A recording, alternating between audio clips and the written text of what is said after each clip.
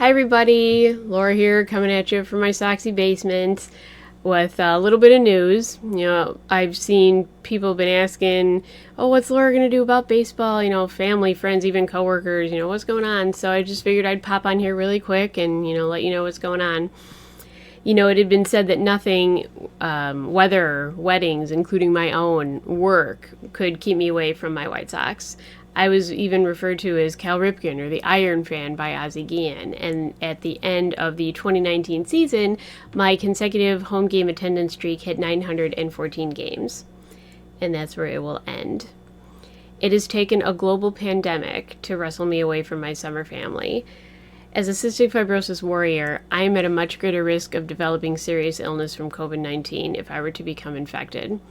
When I started on the miracle CF drug Trikafta last year, I was so excited.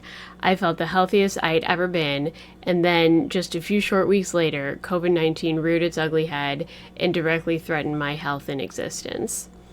My lungs are already damaged from over 40 years of various respiratory infections, and my CF team warned, quote, if Laura were to contract the virus, the results for her would be catastrophic, end quote.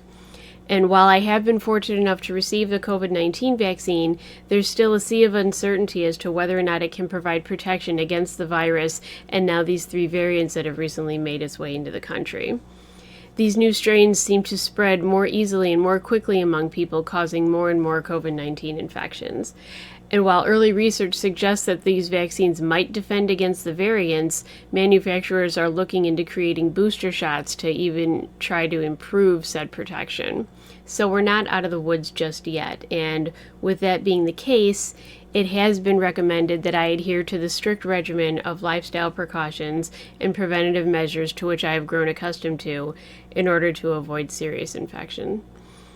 When the press release came out earlier this week outlining the new protocols for the limited number of fans who will be allowed to attend the games at the ballpark, almost immediately and across all different social media platforms, there were adamant posts from certain fans saying how, well, they cannot be forced to wear masks and stay in certain areas and be told what to do, etc. One person even just simply stated, well, let's break some rules. And of course, that remark disappointingly garnered quite a few likes and loves. It's that obstinance that concerns me. It reminds me of how early on in the pandemic last year, you would see people posting videos of individuals refusing to wear masks and follow rules in the big box stores like Target and Menards and Walmart. They would get in the faces of employees, some of them who were only teenagers who were trying to enforce safety precautions, which were put in place for the benefit of everyone, just so they could show that no one could infringe upon their rights.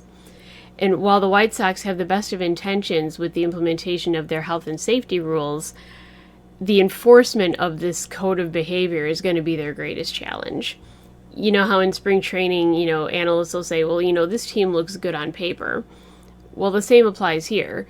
The new ballpark guidelines look good on paper, but how they will translate once the biggest variable of all, aka the general public, enters the equation is of a great concern to me. That all being said, I will greatly miss this part of my life.